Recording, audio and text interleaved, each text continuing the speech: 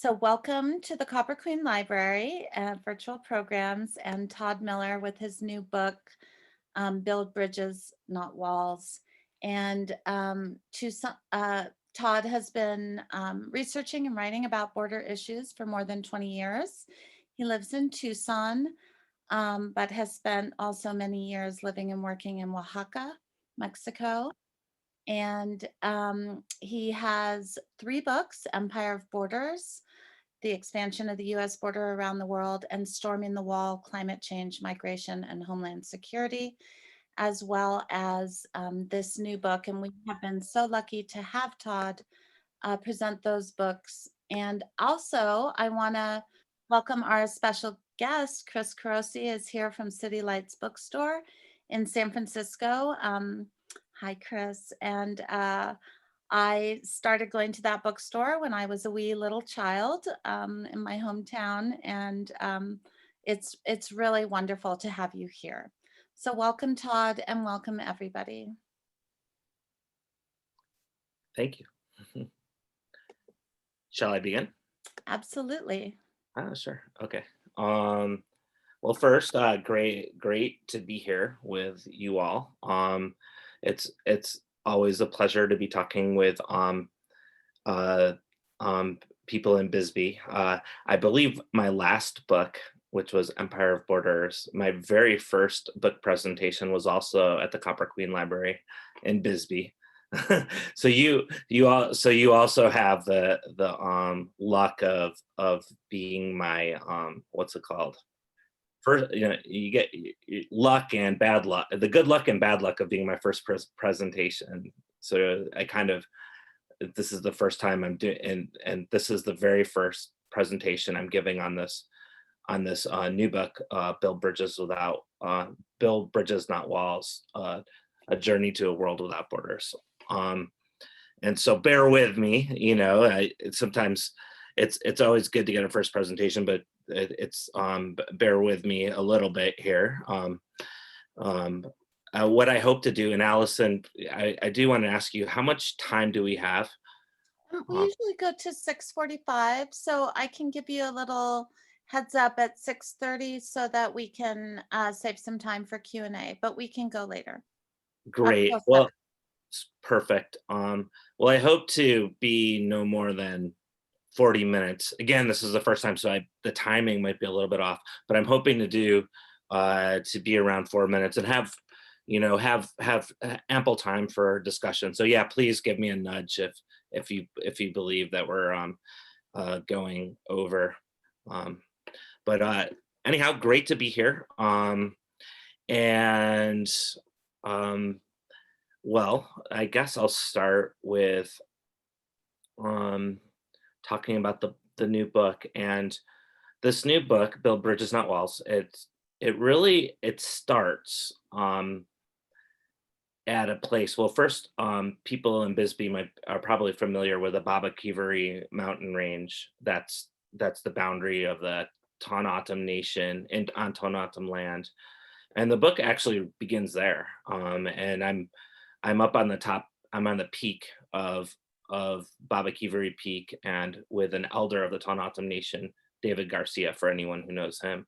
And I remember just looking out and seeing, like, that just gorgeous landscape that we see so often in southern Arizona. The mountain ranges just they almost look like waves in the ocean, just extending into the horizon.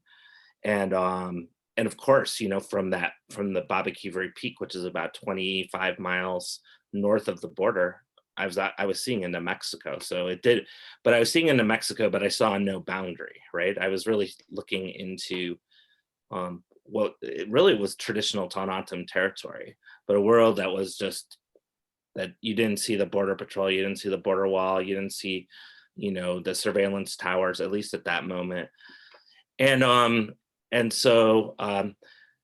from that peak, I remember I came down the mountain a little bit later, and I was driving along the road. It's a dirt road to Tapawa, and all of a sudden, as I was driving, a young man appeared on the road, I stopped the car. The man ran over to where I had stopped the car, and he obviously he looked distressed. He looked like he had been walking through the desert for quite a while. And I immediately asked him if he needed anything, if he wanted water, and he did. So I gave him a bottle of water, and which he chugged down immediately. And he said he'd been in the desert, that he was from Guatemala. His name was Juan Carlos. And and then I asked him if there's anything else um, that I could offer him. And he asked me for a ride. He said, "Can you give me a ride to Tapawa?" And that was that question, because I knew that a ride to Tapawa, or any sort of ride, giving a ride to somebody, was furthering their presence in the United States according to the law, and that it could be a felony. And basically, um, an act of, that you would, to help a person in distress, was basically criminalized. And so the book really was born out of that. Like it is a meditation really that on that question. Um, how can such an act of kindness, of a kindness that you would show to a stranger, to a person in need, how could that be, um, how could I be facing a prison sentence if I were to do that? And why do I even have to contemplate that, um, in the first place? And so the book is really about that hesitation that I had in that moment. And in this way, it is a little bit different from some of my previous books, like you mentioned, Allison. My previous books, Border Patrol Nation, for example, is very journalistic. It looks at the post 9/11 expansion of the U.S. border patrol and its enforcement apparatus. Storming the wall, of course, looks at climate change and the intersection of climate change and this building of the border, not only in the United States but in a global sense, an empire of borders. I journalistically followed the money from the US government to many countries abroad to watch how borders were being built up in places like from the Mexico-Guatemalan border to the Kenya-Tanzania border to the Jordanian-Syrian border. And this book is really, again, a meditation on all those years of reporting, all those years of looking at the border in this profound sense, doing this in-depth reporting, doing all these interviews, and really the book itself, um like it's almost looking at this border apparatus, looking at these experiences, and realizing that if we are looking for a world that has the well-being of humanity, or even the well-being of humanity and the living earth at the forefront, the border system that we have in place right now makes no sense. And so, to begin, first I want to show you the cover of the book. The cover of the book. So this is the cover of the book, and you can see that there's a fence, and the fence turns into a bird, and that sort of act of transformation, that act of the ability to imagine something new, is at the center of this book. In fact, my 4-year-old, or now 5-year-old, William, who might bust in. There's a possibility he busts in. He has before in the past, and so that's a possibility. He appears in the book, and the kind of imagination of I brought him to the border and to look at the border wall on many occasions, and he asked me, um, he's asked me like, why can't we turn the border wall, but build of steel into a bike? Why can't we turn the border wall into rails for a train? Why can't we turn the border wall into houses for people who don't have houses? Um, that idea of almost an alchemistic idea of looking at something as it's being used, and then using your mind to be able to imagine something new, even from that same material. And that is definitely one of the things I try to do in this book. And I ask you, as we proceed to even maybe let's like suspend our own beliefs of what this border is, and suspend our own beliefs about what it means, and how, and open our own minds to the possibilities that this thing can be transformed into something new, into something different. um and one of the things, I want to bring up a quote from the book, because I want to talk just a second about the idea of open borders. And of course, open borders is it's a term that's very often stigmatized, right? You're hearing a lot in the media today, in these last few weeks as well. Like there's an accusation of the Biden administration for having open borders. So it's treated almost, it's treated almost automatically as something that is bad and not a great idea.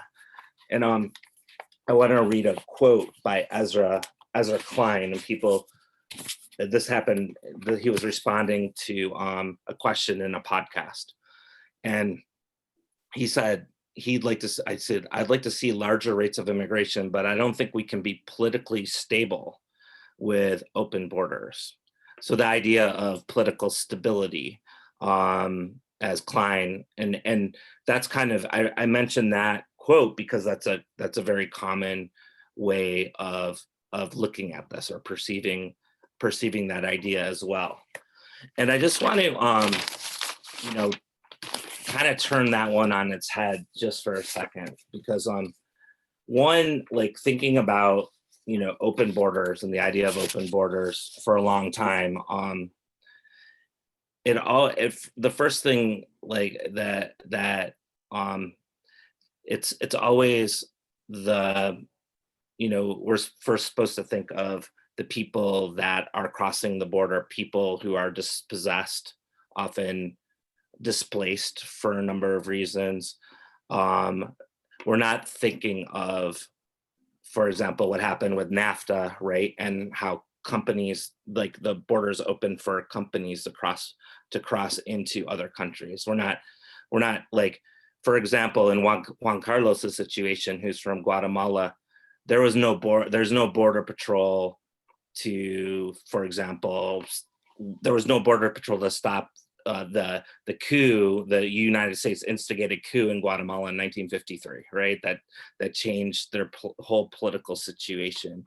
There was no border patrol to stop an economic model where companies like extractive industry can go into Guatemala, like hundreds of mining companies, and set up shop in many different communities, and end up using tons of water, drying out water systems in places that are suffering drought as it is, or using cyanide to take in precious, like get the precious stones or metals, and poisoning the water.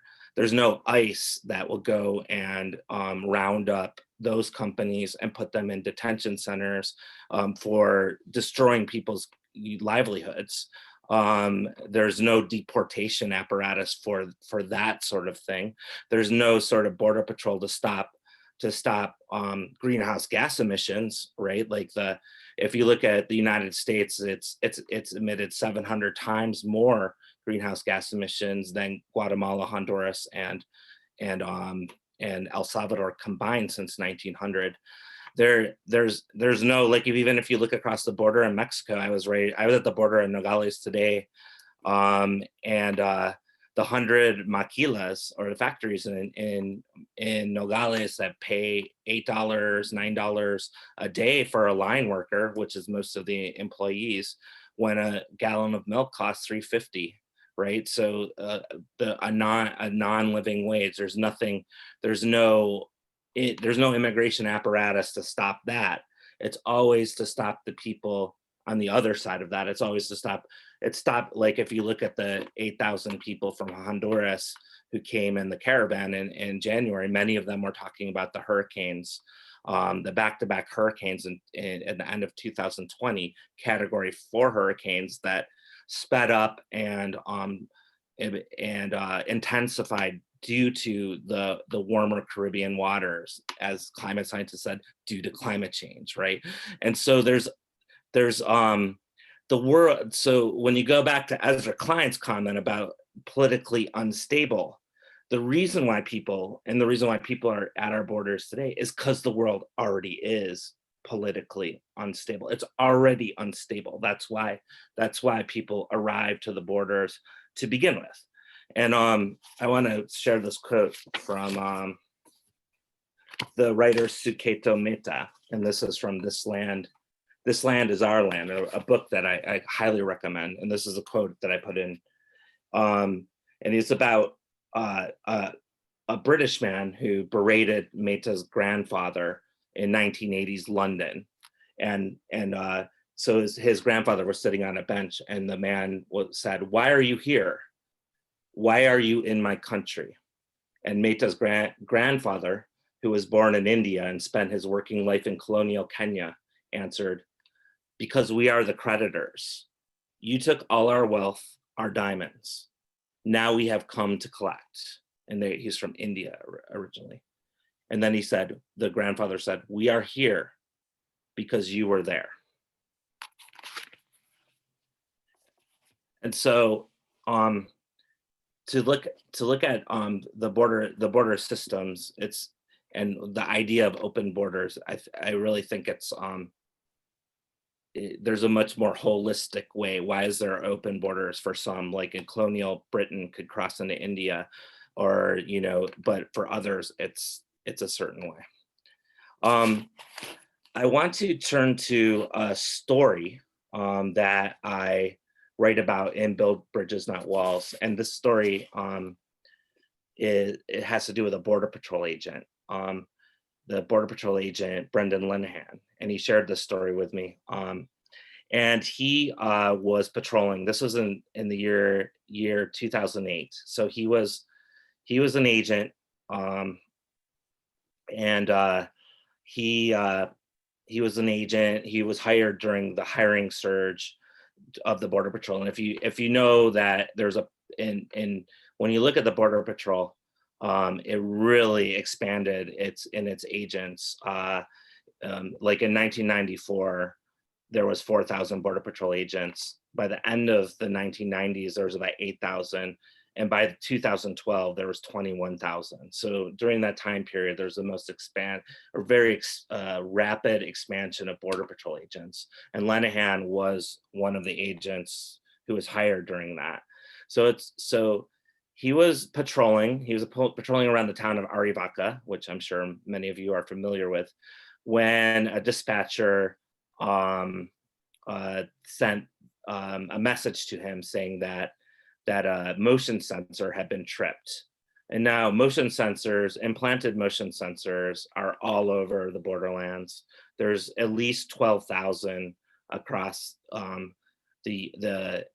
just the US-Mexico border region, probably more. This is a stat I got from 7 years ago. I know that even since then, not only are there a lot of motion sensors, and what they are, they're implanted underground. If somebody trips them, that means they step on them, and it sends a signal into a command and control center. And the command and control center, in this sense, and around Arivaca, would either be Sasabe or Nogales. And a beeping sound happens, and then they either call a roving patrol agent, or they'll send a camera system on it, or they'll send a helicopter over there, or possibly the drones that do the overflights over the border. There's 10 Predator B drones used by the U.S. Border Patrol. Several of them, not all of them, most of them are in the Mexico border, but they're also in the north and in the Caribbean as well. And so in this case, Linehan was called to check it out. So he went up a very narrow dirt road, and just rumbled up to the top of it, um, to a mine shaft. And when he got to the top, it is an abandoned mine shaft. It's La Guijas Mountains. When he got to the top, again, just like I mentioned when I interviewed for him about the story, Linehan described the view, and the view from the top of the mountain was, as always, it's just extraordinary. The beauty of these borderlands, and seeing the mountain ranges, and easily seeing into Mexico as well. And from there he could see the Babaquivari mountain range where I had that incident with Juan Carlos. So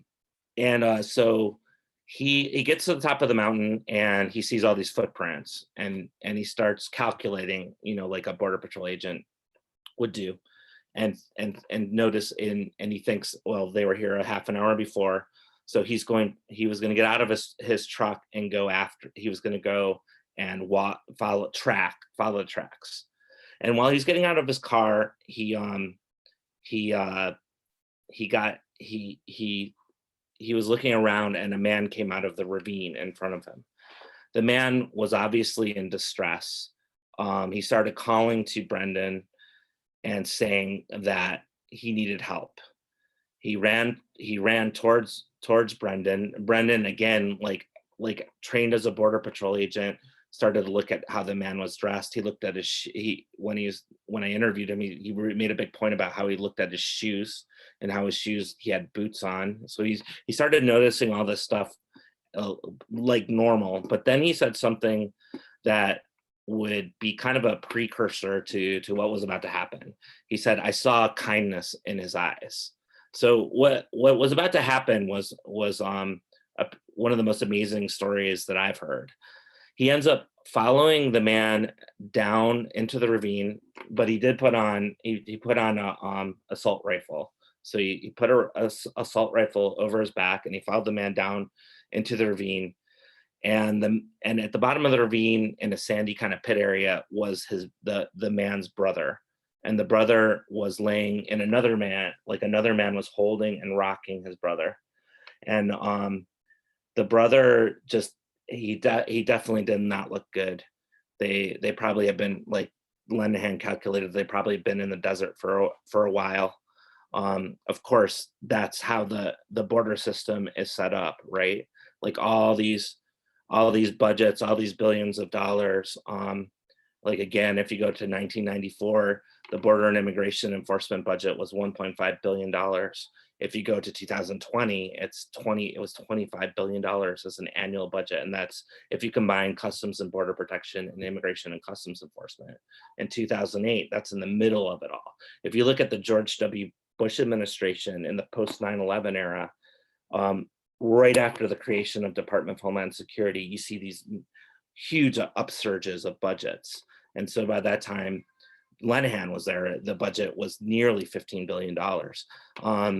And so so those sorts of budgets have gone into this prevention through deterrence, which I'm anticipating that most people in Bisbee especially are aware of, that blockade the border cities, and then people end up circumventing those areas and going into the desert area, much like Las Guijas Mountains, near Arivaca, and that area, for people, that's like near the Buenos Aires Wildlife Refuge. To the west is the Tohono Nation. So these sorts of situations are happening all the time, of people in distress. But in this situation, Linehan, with his assault rifle, now like cutting into his neck, and looking at the situation, it was obvious that the brother of the man who he initially talked to was in deep trouble. So they started trying to figure out what to do. And they ended up he made some calls on his radio, and he figured out the helicopter couldn't land in this area. So they decided they had to get out of the ravine. And so what happened was that the brother and Linehan kind of grabbed each other at their elbows with their hands and formed a bridge to then, like a stretcher, a human stretcher, to then lift the boy, he was a young man, out of the ravine. And it turns out that the other man was his cousin, while the other man like held his head. So they started trying to do that, and they started, um trying to figure out how to do that. And while they were going up, and I think it was in September, so it was still pretty hot. The sun had come out, and they started sweating. And Linehan describes the sweat coming down, and the sweat on his hands, and the sweat on the other man's arms, and they began to lose grip. He lost grip. He lost grip as they were carrying the young man up the ravine. And as they were doing that, the young man actually, he could see bile starting to come out of his mouth. So the situation was dire. And Linehan, when he describes the situation, he said he started to really worry that the young man was going to choke on his own vomit. And so they start carrying, and all of a sudden they're holding hands. And while they're holding hands, um, uh, Linehan describes a moment that what he calls strangely intimate. There's this strangely intimate moment. All of a sudden, he was holding the hands of the brother of a person, as he told it, he would normally be arresting. And as they held hands with their actual hands, he looked down at the brother, and he lost his sense of even being a border patrol agent for a moment. And while he was doing that, he looked at the brother, and he saw the brother as if the brother was his own brother. He was in a complete different space. He saw, and this went on for he was no longer him. He was no longer a border patrol agent.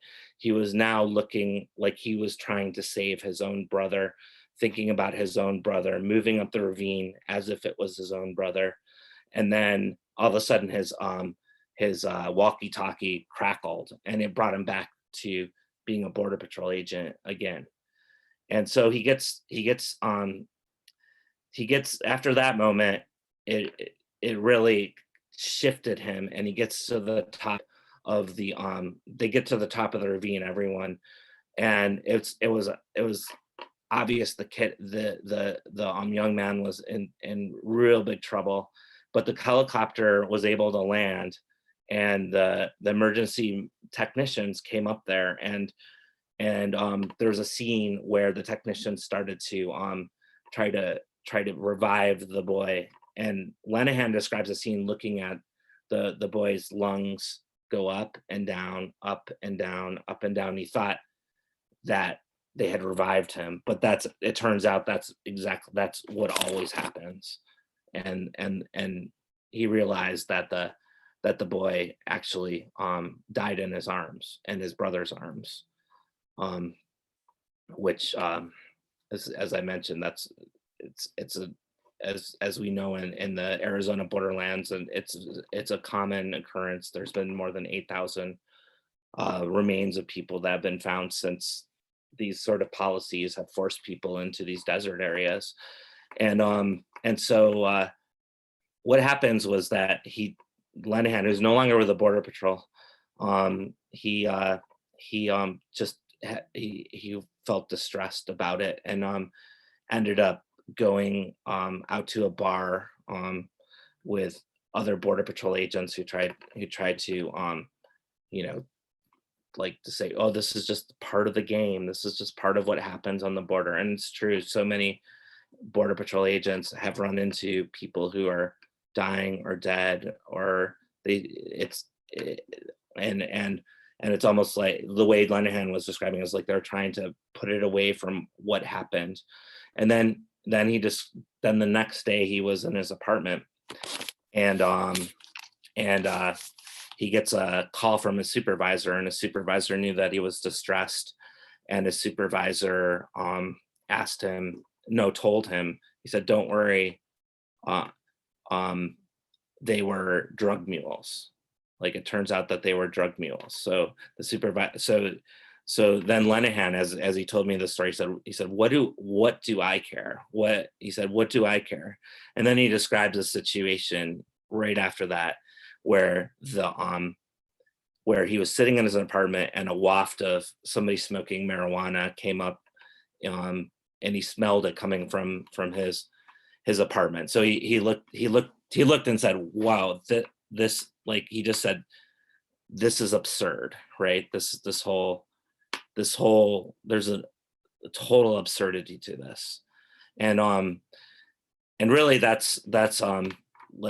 like of course what he was seeing in that moment was drugs, for example, which is a big justification for the border. Is there's like drugs, like, they're happening right below him, so it's absurd. Not that right now, of course, marijuana is legal in Arizona, and but the point is that he was like looking at, oh, there's a reason why it's coming in. There's all these factors. When I asked him, I said, did it matter to you that they were drug smugglers? And he said, no, it didn't, because he said, then he started thinking of his own brother. He has his own brother. If it was me and my own brother, I would might be doing the same thing. So he started looking at the different conditions and the reasons why. But the reason I want to bring this story in, it's this, to me, it's a very powerful story of transformation or possibilities, or even like when you look past the border and you start looking into the common humanity, and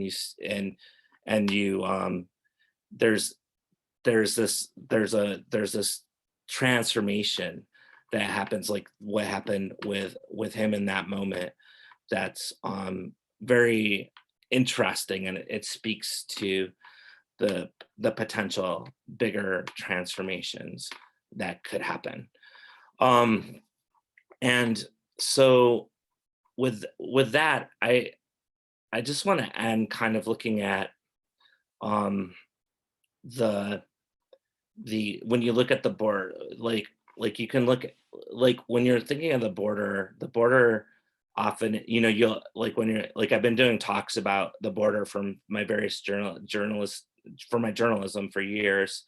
And often, you get the question, what's the solution? What's the solution? What's the solution to what's going on in the border? And it seems to me, and that, like, it's often like, maybe there's not a solution being found because the wrong questions are being asked.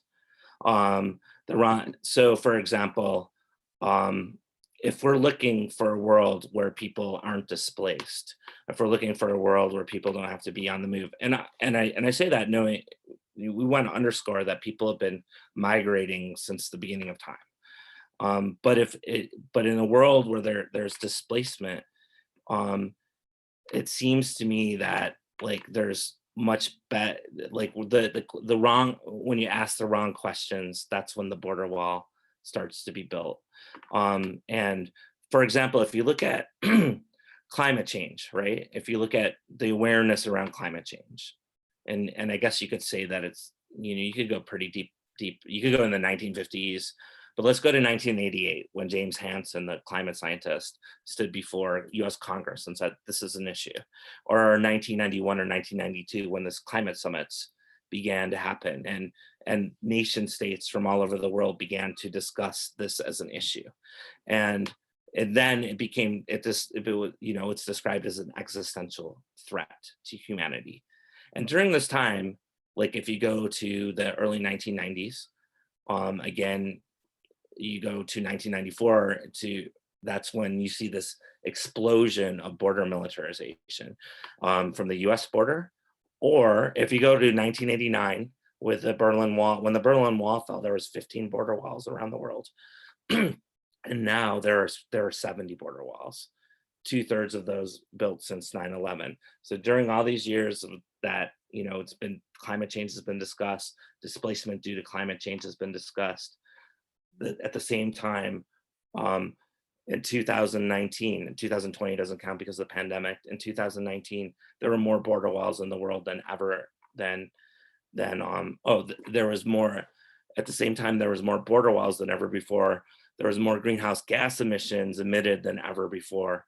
So the actual solutions are not being correct.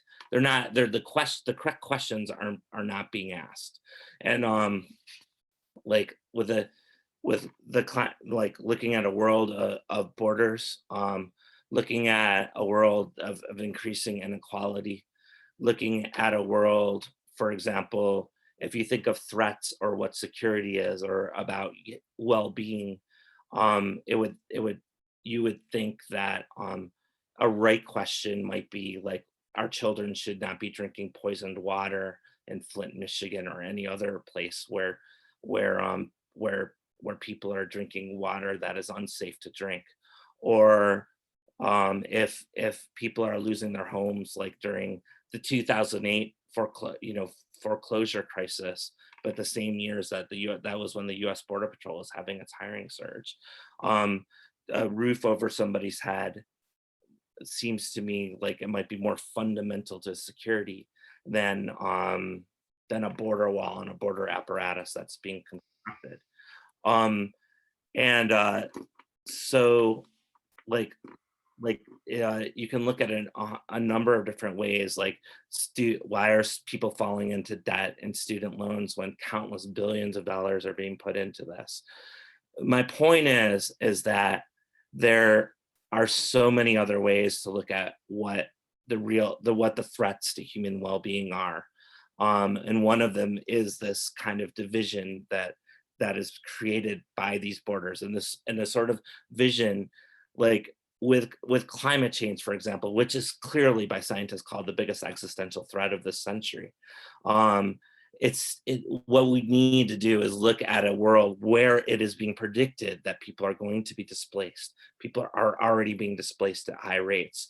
That sort of thing has to be thought about. Like people living in sea and like in different areas near coasts are going to have to be on the move. And not only that, the kind of divisions that borders cause, just like people in Bisbee probably are aware of, like it's harder to work across borders, like if and with people in Sonora, because there's a whole thing kind of stopping you from working together, even though there's so many similar issues that are happening. The world needs to come together in many different ways. And the reason I bring this up is because I don't want to, and this is gonna be my last word, and then we can go in, we can have a discussion after this. Is not, I don't want to, like, I'm not saying, oh, this all has to change right now, or oh, you know, let's I'm not suggesting that oh, let's like open up the borders right now. Maybe I'm suggesting it, but what I'm saying though more, because it's impractical in the sense of this political moment right now, why I'm bringing these up is that these need to be in conversation. What we need to have is a real conversation about this right now at the border.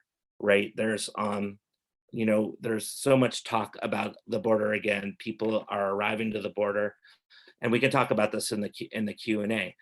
And what do we have going for, is there any other way we can imagine the situation? Can we imagine, can we look at a world where like the cover suggests, like where we can imagine something different, because there's many ways to imagine something different. And with that, I think I'll just leave it. I think this, like, the more I think about it as I talk, these sorts of discussion, I really feel like there needs to be conversation. So I just want to go right into that, if if that sounds good.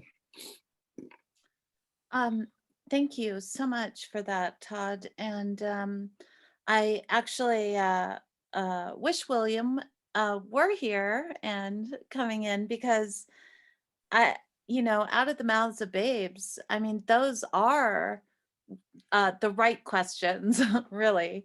Um, and the imagination of it, of transformation. And um, I think, and I'm going to ask all of you, feel free to unmute and jump in a minute, or type your question in is fine.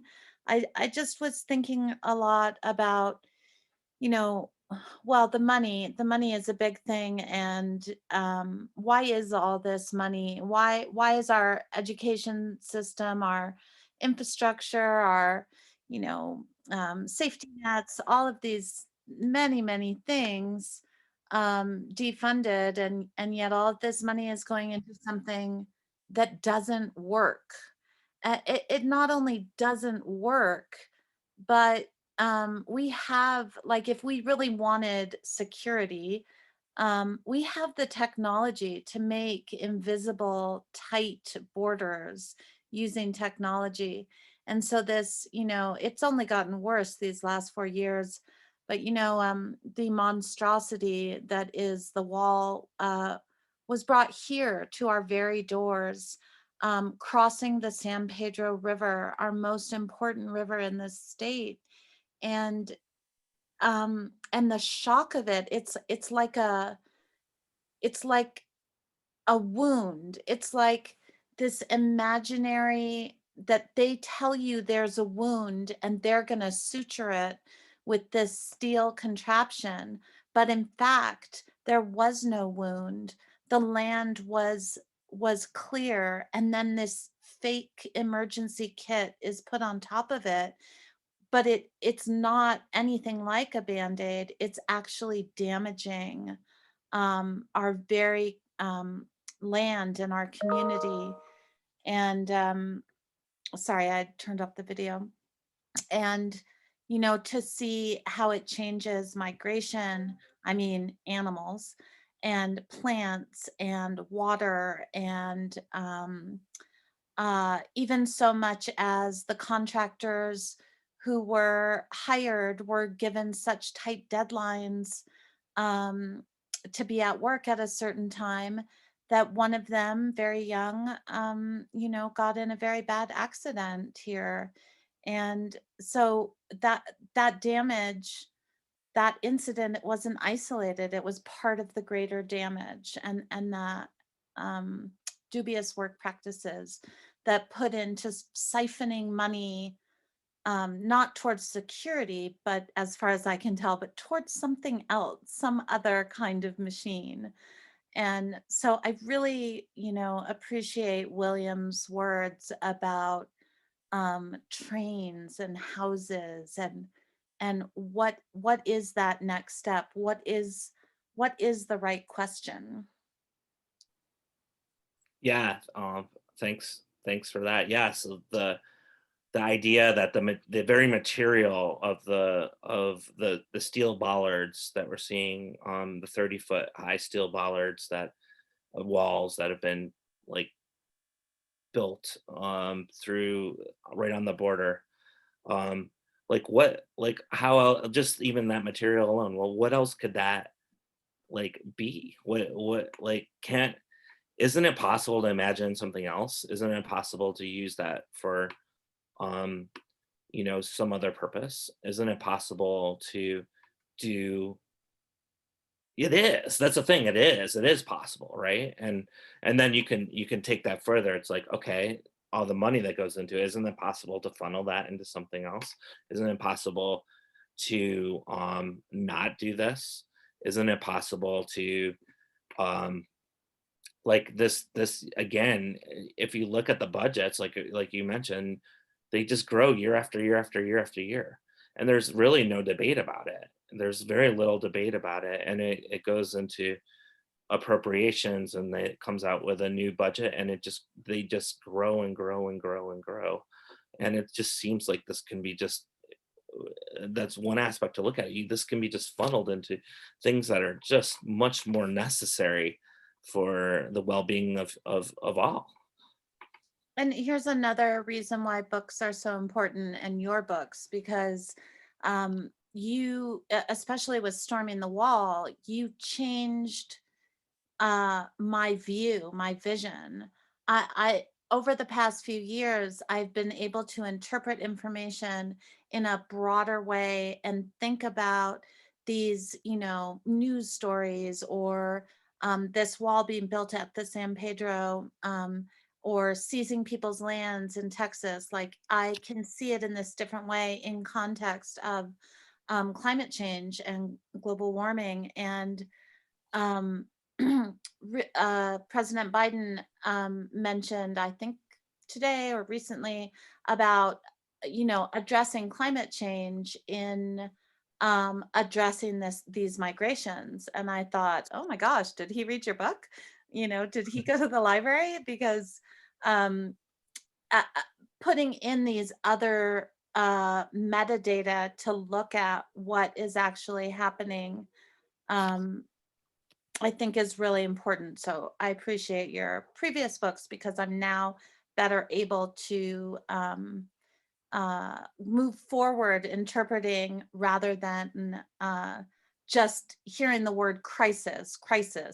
It's not a crisis, or in the sense that it's not a new thing. It happens every year at this time.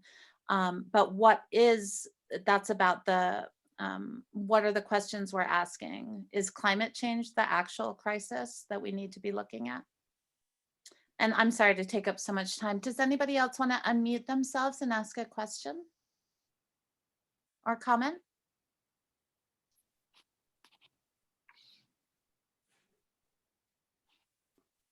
Please feel free to unmute or text in the chat box.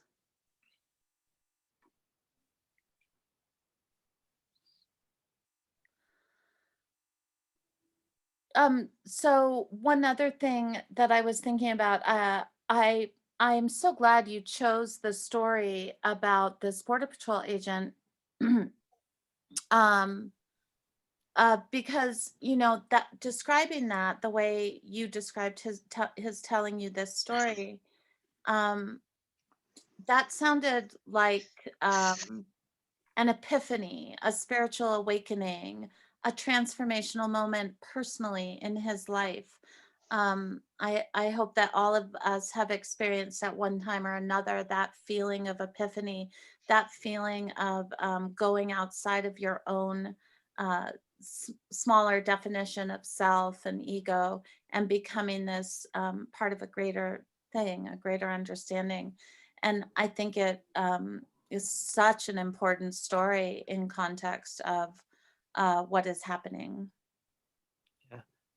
Yeah, thank you. In fact, that story is just really, when I was writing this book, and it's different from some of my other books in the sense that it's like I'm going to where what you're talking about. Like, I'm going to that place where of epiphany, right? Of epiphany of um of like of what is interconnection, what is understanding interconnection between individual peoples or peoples, how important that interconnection is, for so many reasons, from very profound spiritual reasons to reasons of solving the biggest problems we have before us.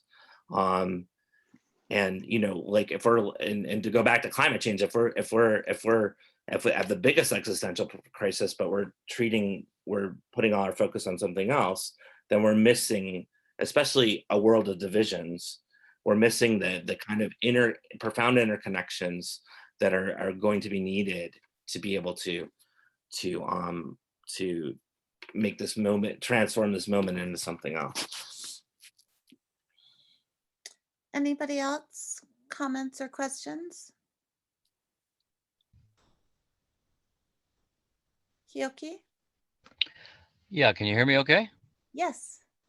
Todd, I've got one question about, there's all this talk, and you touched on it somewhat, about, well, let's go to the source of this problem of everyone migrating.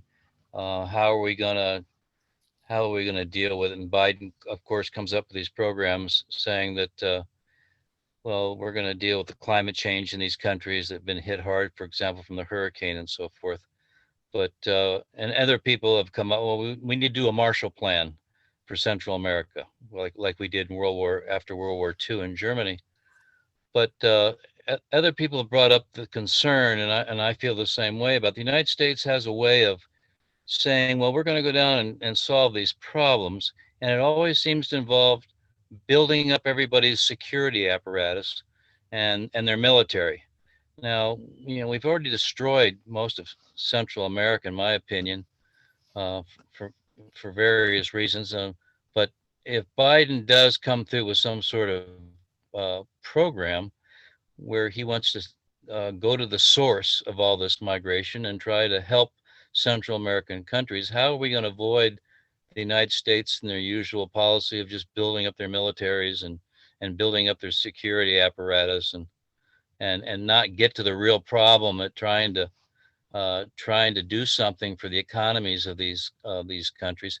In Agua Prieta here, we have a great model in Cape Justo and how they went down into Chiapas and started co-ops down there, and that kept a whole village, and I don't know how many people, from migrating to the United States. They got the option: would you stay here if we helped you with your coffee production? And they all stayed. They didn't want to come up here. So how can we? You have any ideas of how we might look at something and for Central America? Cafe Justo is such a great example. It's and I've been to one of the communities in Chiapas where they are totally Cafe Justo. So it's like a community. It's cafe.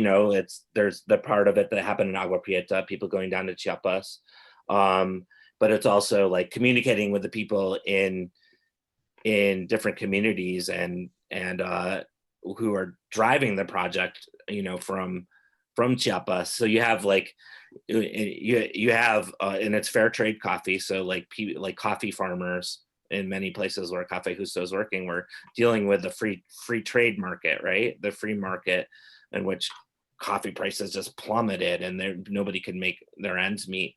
And then so those kind of projects which really entail, a collaboration, right?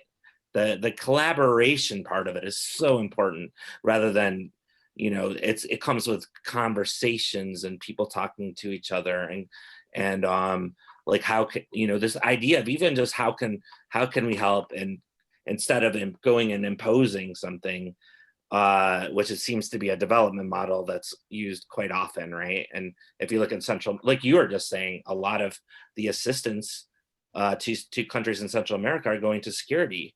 That's totally true, and military, and that's been the case for so long. And what I've looked into how it's going into the border patrol aspect of it, how Central American countries are creating their own border patrols, like Guatemala is, and Honduras and El Salvador.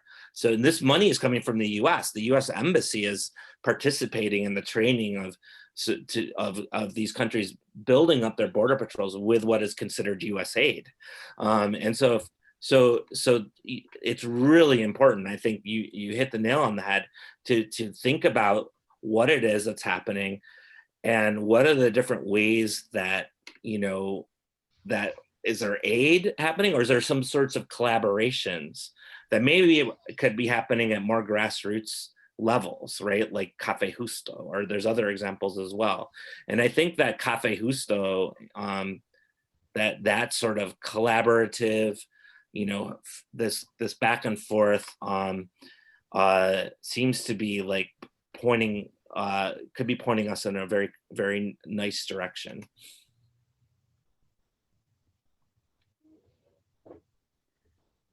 Anybody else have a question or comment?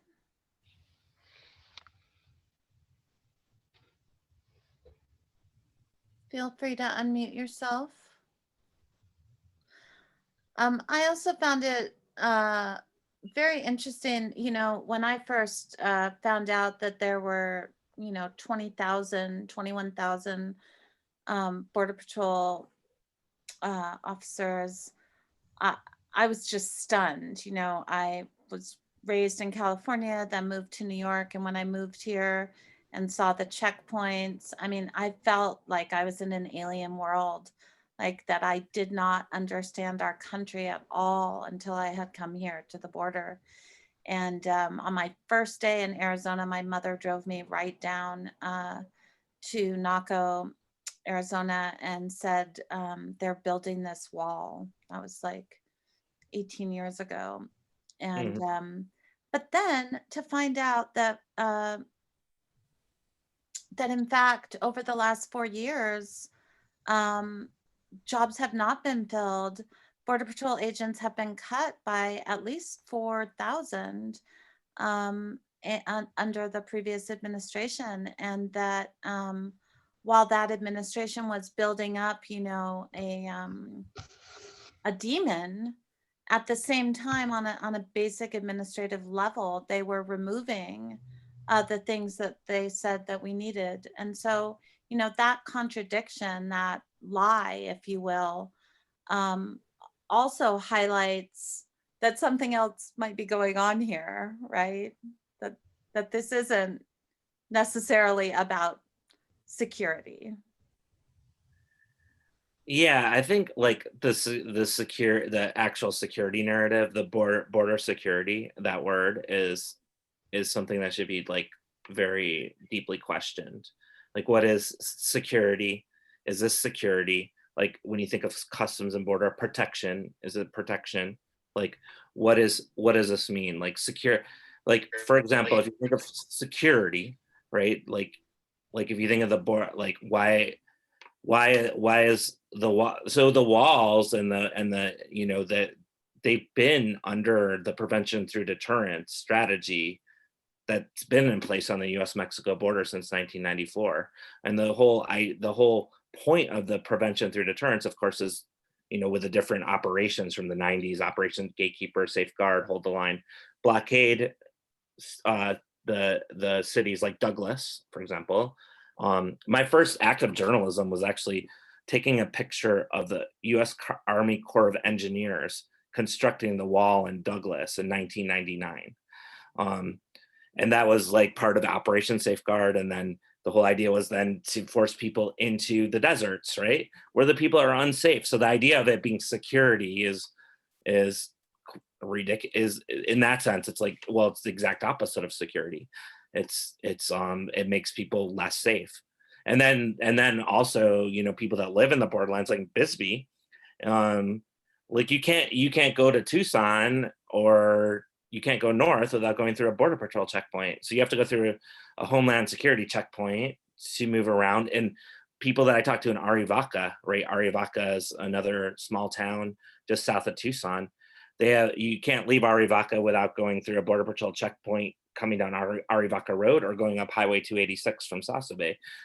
So there's like elementary school buses that go through the border patrol checkpoint. There are people going to doctor's appointments going through the border patrol checkpoint, people going to shop for groceries going to the border patrol checkpoint. And they did that report in Arivaca showing that if you are a person of color, you're most likely to be put into secondary questioning. And so there's all those elements that come with this feeling of, are people actually feel more secure? So is that word even correct? What is the word, like security? What is that word? I think those are the things that need to be kind of broken up and looked at and dismantled and questioned. And it's almost like the kind of imagination, like, what is human security? What does that mean? What does well-being mean? And one of the things I looked at in Bill Bridges is even compassion, like the idea of intrinsic empathy that people have. That's just, science shows that we're intrinsically wired with empathy. And that's almost, when you go to the border patrol agent story that I shared, it can't be stopped. Even when we're trained not to have it, and you can, like a muscle that's not used, it can atrophy, right? But we are, the interconnectedness and the empathy is like an organ. It's like a sense, right? It's like another sense that we have. And then you look at, like, I read a lot of literature on empathy and for this book, and there's so much connecting even just human well-being and happiness to caring about what was happening with other people. And there's one book that I read called The Rabbit Effect. I don't know if people are familiar with that book, but it's a book by a doctor, and the doctor looks at they were doing tests on heart failure and cholesterol. So they were injecting rabbits with cholesterol, and so they were just testing it. But then there's this one group of rabbits that it turned out that they were fine. They would be injected with cholesterol. They were fine. Turns out the person that was caring for those rabbits spent a lot of time petting the rabbits, hanging out with the rabbits, talking to the rabbits. And then the whole book is The Rabbit Effect is talking about how that sort of your connectedness, your kindness towards other people, it brings even your own happiness, and so when you look at, like, if I go back to the Juan Carlos, where there he is, I'm standing there at the border. I want to do an act of kindness, right? I want to give him a ride. He's asking for a ride. He obviously needs a ride. He's distressed. And I'm forced to, like, think I'm going to get, like, pulled over and then arrested and then put in jail and then possibly facing years in prison for it. I have to think that.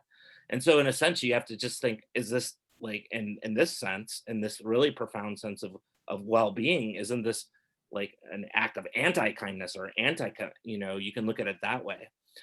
And then, or just like, but still, even beyond that, like, what is security? Like, what is the well-being of people? Like, to go back, like even just materially, like drinking clean water, not having to go into debt for 15,000 years if you go to school, not having to pay like $100,000 if you have to get a rabies shot. I saw this NPR story. It was like 6 months ago of a woman who got scratched by a cat in the Everglades and got the bill. She had to get a shot and got the bill, and it was like $50,000. But those are like people with COVID going and in the hospital and getting a bill for like $100,000. Like, why is this all happening? Like, when we're thinking of well-being, wouldn't we start thinking of, couldn't we think of things a lot differently if we're thinking of security? And that's why I think it's essential to look at that word security and start to like try to transform it into something else, think of it as something else, because right now it feels like we're being hoodwinked. Agreed. It sounds like also um, that if we go beyond wall or no wall policy, whatever, that in fact transforming language and how we approach, I mean, I think that's been part of the last years also, is what is government for, of the people, by the people, for the people. What do we want our government to do for us? It is the government for us and of us. And so that, how do we transform that as well? What we want our the word security to mean. That's what I mean about transformational language. What do we want these words to mean for us? Are we going to take the definitions foisted upon us and told that wall equals security, wall equals safe, and then just accept that definition? Or are we going to redefine our own safety and our own security through language and transformational ideas? Or, as William said, transforming the steel into railroad tracks or homes, to live or to travel. I mean, that's just beautiful, right? Yeah. I was amazed when he first said that.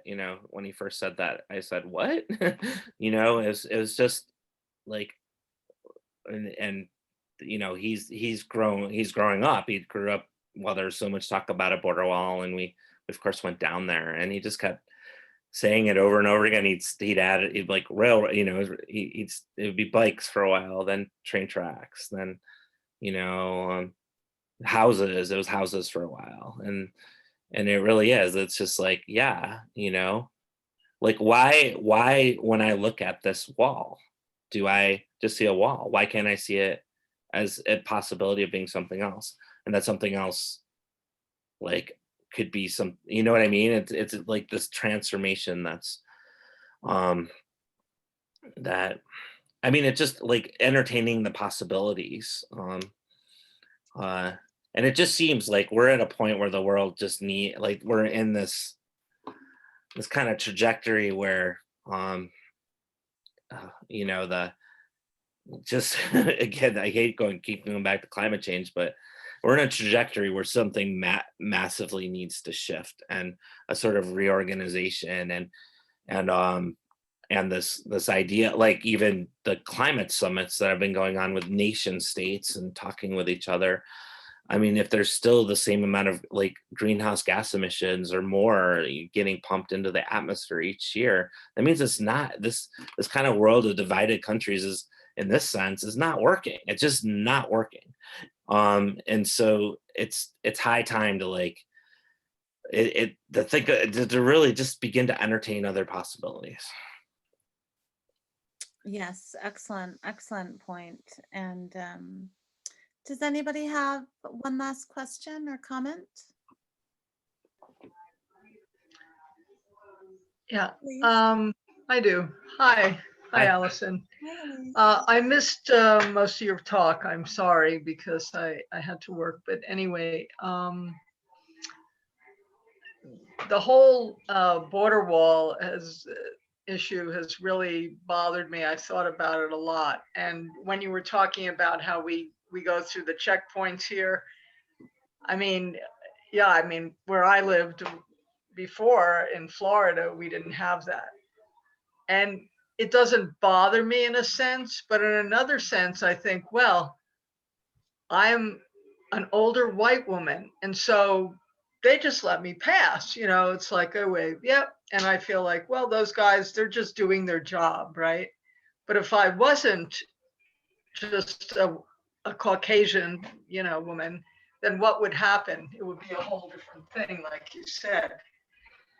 And also thinking about COVID and climate change as possibilities for us to realize that how we are all connected, and that these could be opportunities to work together to solve problems rather than creating more separation. So I was just thinking of that. And then I tried to go when they had started working on the border wall. I tried to go there, and I couldn't really get there. But I talked to somebody who was like I guess he worked for Border Patrol, I don't know if it was Border Patrol.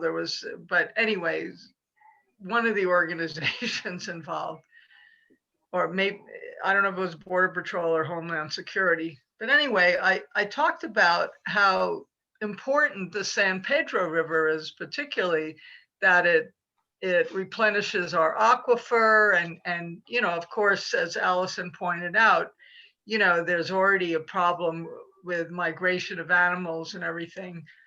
But I saw pictures of some of the construction work, and I thought, my God, we already have a problem with water here. And not only will it affect, the plants, the animals, but also, the people here. And it just seems so short-sighted. And then my partner Margot was saying that a long time ago, she went over, and before they were doing this part of the construction, maybe they had done the other part, but they had left the part, at a certain point, definitely the part over the river there was no wall there, right? No fence, no wall, whatever you want to call it. And she asked why. The person who was security person there, and he said, oh, well, there's like a natural barrier. He said there's lots of rocks and cactus and everything, and he said it would take a really long time to get through there. So like people don't really pass there. So it seems like not only a total waste of money, but you destroy the environment. They've not, of course, not just here, but all over, gone into places where there are sacred, Native American lands and all kinds of stuff. Anyway, Thank I'm you. yeah. Yeah, and I think they did go over it. I mean, I think it was at least 47 state and federal laws were violated to build this portion of the wall. And our governor gave waivers for those 47 laws. But indeed, there were protections against that. And so that's another conundrum. What are laws for? Are they for security protection? Or if laws are allowed to be waived, what does that say about the laws themselves and why they were there in the first place? Many Well, questions. So I'm right. going to just end on the note. I think one thing that Todd said, I think that is super important, and I can't wait to read the book in entirety about your research into empathy, and that empathy is a muscle. And in fact, what that means is that we need to work it. We need to work out every day, actively, intentionally thinking about kindness and outside of ourselves and other people, and what empathy means for ourselves and the community we live in. And I just think that's such an important point, Todd, because I think there has been a deliberate attempt to kill empathy. I really do. I think that to get rid of empathy and to stop people from thinking of people other than themselves, it works very well in service of projects like the wall. And so I think that it behooves all of us to, just like going to the gym or going to a yoga class or doing some Tai Chi, that we must also safeguard our own selves, our spirits, and our hearts in actively working towards care and consideration of our friends and neighbors and strangers too. Thank you. I think that's a good note to end on. Thank you for that. And so Todd's book is available. Is the pub date today? It's actually we're still pre we're still pre. We're in a pre-pub, so the Yeah. pub date So I do want to give you gratitude. This is I did mention at the beginning, but this is the first time I'm actually talking about this book, and you get this special kind of publication variation. So thank you for bearing with me in They're my part of our Bisbee community and our library community. And so Bisbee Books and Music at the Convention Center in Old Bisbee is accepting pre-orders for this book. We have our copies on pre-order, so they will be available at the Copper Queen Library once the book is released. But you can pre-order there. I did put the City Lights link to the book in the chat. And Chris, did you want to mention anything? So thank you to Chris Croce of City Lights Bookstore for being here. And Todd, thank you so much for such insight on this. And again, I'm really looking forward to reading your book, as I think our community is. And we can't wait to see you in person. So we hope to have you. Yeah, hopefully next time that'll be in person. Yeah. So thank you all for joining us. Please send me an email if you want to sign up for the poetry workshops. And I look forward to seeing you in April with Julie Swarstad Johnson, and Sarah Kodemeyer. Thank you, Todd. Thank you. Thank you. Have a good Everyone have a great night. Thanks.